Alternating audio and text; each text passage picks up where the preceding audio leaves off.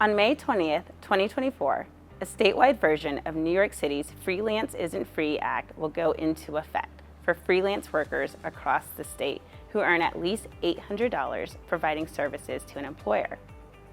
The Freelance Isn't Free Act requires that freelance workers receive written contracts that govern the terms of their engagement. The written contracts must have 4 significant components, including 1, the name and mailing address of both the freelance worker and the employer, 2, an itemization of all services that the freelance worker will provide to the employer, plus the value of such services and the rate and method of payment, 3, the date of payment or the mechanism by which such date will be determined, and 4, the deadline for invoice submission if necessary for an employer to process a freelance worker's payment.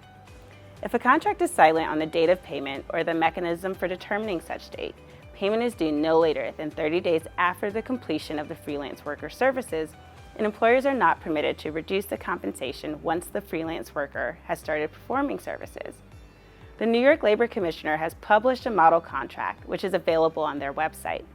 Employers are required to keep a copy of the contract for at least 6 years and must present it to the New York Labor Commissioner upon request.